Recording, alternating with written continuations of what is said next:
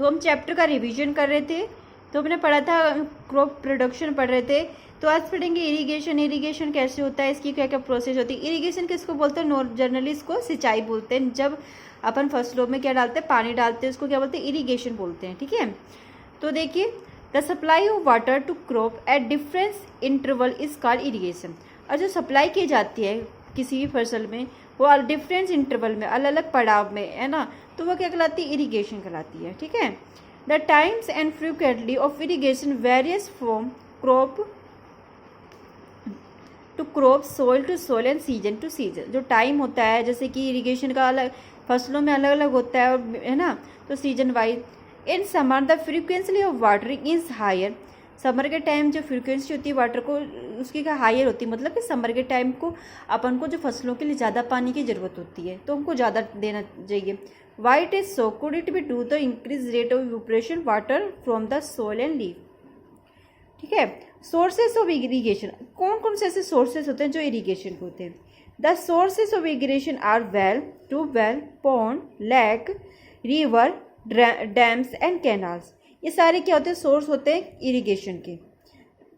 Traditional method of irrigation, एक तो होता है ट्रेडिशनल मेथड जो, और एक होता है एक मॉडर्न मेथड होता है इरिगेशन का।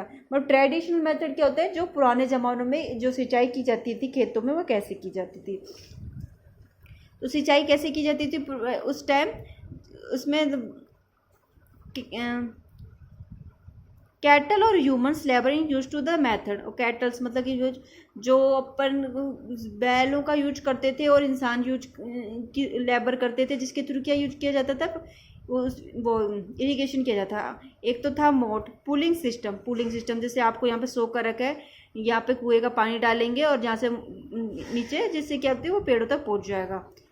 चेन पंप, एक चेन पंप की हेल्प से। और तीसरा था डैकली मेथड है। ये क्या हो गया, ट्रेडिशनल मेथड। चेन पंप, जहाँ पर चेन बना रखी है, जब पानी जा रहा है और जिसके थ्रू जा रहा है वाटर। और ये क्या है, डैकली, जिसके थ्रू क्या, यहाँ पे एक लकड़ी लगा रखी है और यहाँ पे बाल्टी से यहाँ पे पानी डाल रहे हैं। तो ये क्या हो गया, डैकली मेथड हो गया किसी भी फसल का इरिगेशन करने का। फोर्थ है राहट लेवर सिस्टम होता है, जिसमें क्या बैल को बांध दिया जाता है और वो घूमेगा, जिससे क्या होता है, ये चक्का घूमेगा और वाटर उनको पहुंच पाएगा।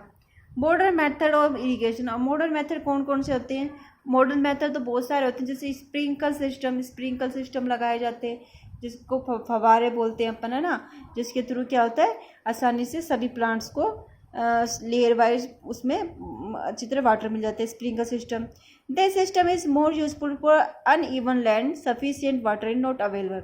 ये इसके लिए आवश्यक होता है जहाँ पे सफिशिएंट वाटर नहीं पहुँच पाता उस ज़मीन में, तो उसके लिए ज़्यादा ज़रूरी है तो सब प्लांट्स के ऊपर तक नीचे तक सभी प्लांट्स को अच्छी मात्रा में क्या मिल जाए, पानी मिल जाए। ड्रिप सिस्टम क्या होता है, नीचे वाटर की लेयर लगा, वो पाइप लगा दिया जाता है, जिसके थ्रू क्या होता है, पानी पहुँचा दिया जाता है, प्रोवाइड करा जाता है। प्रोटेक्शन फ्रॉम वीड्स, अब वीड से प्रोटेक्शन करना। वीड्स किसको बोलते थे, खरपतवार को बोलते हैं, जो अदर कोई जंगली घासें निकल जाती है उस फसलों के साथ, जो अपनी फसल के लिए डेंजर होती है, क्रॉप्स के लिए, तो उसको क्या बोलते हैं, वीड्स बोलते हैं। तो देखिए, इन अ फील्ड्स में मैनी अदर अनडिस्क्राइबल प्लांट्स में grow naturally along with the crops, these are undesirable plant are called weeds.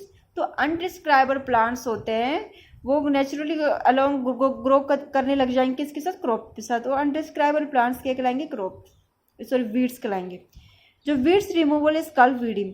और जो वीड्स को रिमूवल किया जाता है, इन अनडिस्क्राइबल प्लांट्स को रिमूव किया जाता है, वो प्रोसेस क्या कहलाती है, वीडिंग कहलाती है।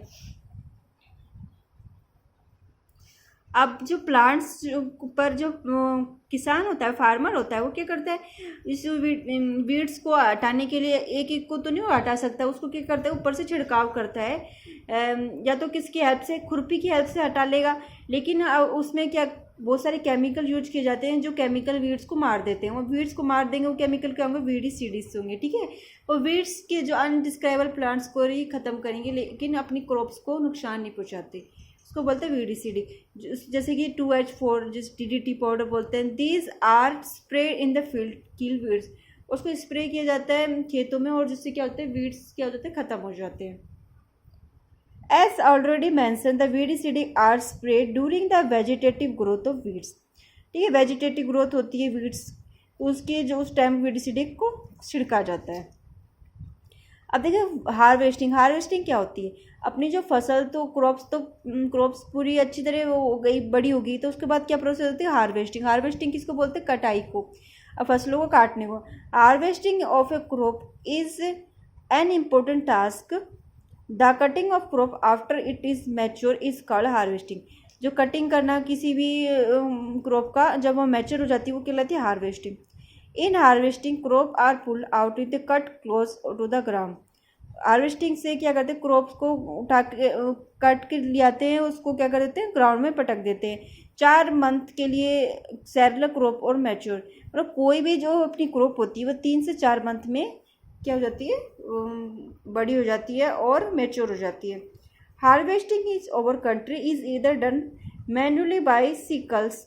हार्वेस्टिंग किसके हेल्प से की जाती है, सिकल इसको बोलते हैं अपन जनरली, दराती बोलते हैं, जिसकी हेल्प से क्या की जाती है, हार्वेस्टिंग की जाती है, मतलब फसलों को काटा जाता है। अब देखो जो हार्वेस्टिंग तो करने के बाद जो इसके थ्रू क्या अनाज को निकाला जाता है वो क्या होती है, थ्रेशिंग।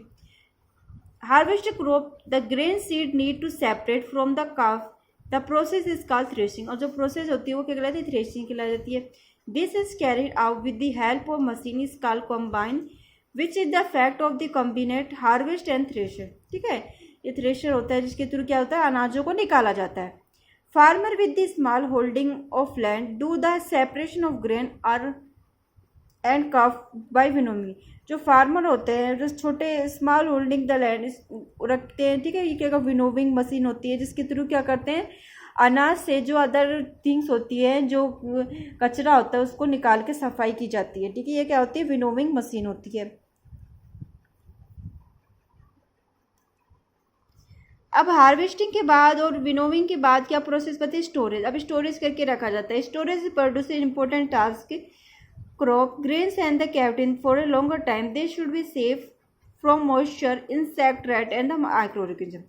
स्टोर करके रखते हैं जिससे क्या वो मॉइस्चर मिल सके, उनको इंसेक्ट से बच सके और रैट से बच सकते हो, माइक्रो ऑर्गेनिज्म से बच सके। स्टोरेज भी बहुत ज़रूरी होता है। मॉइस्चर जैसे कि वो बरसात के पानी से ना खराब हो जाए, इंसेक्ट को भी कीड़े वीड़े नहीं हो जाए उसमें, जो अनाज को खाने वाले कीड़े नहीं आ जाए, और रैट नहीं आ जाए, और माइक्रो ऑर्गेनिज्म वो कोई माइक्रो ऑर्गेनिज्म ना आ जाए जो इसको सड़ा दे अनाज को। तो इसके लिए स्टोरेज बहुत ही इंपॉर्टेंट होगा। However large scale store of grain is done silos and granaries protect from the pests like rats and insect. ठीक है, जो बड़े मात्रा में जो स्टोरेज करा जाता है अनाजों को, जो सियोल्स और ग्रेनियर्स को प्रोटेक्ट करने के लिए, वो ना रैट से और इंसेक्ट से। ये सियोल्स फ्रॉम स्टोरेज ऑफ ग्रेन, ये सियोल्स होते हैं जिसमें स्टोरेज करके रखा जाता है अनाजों को।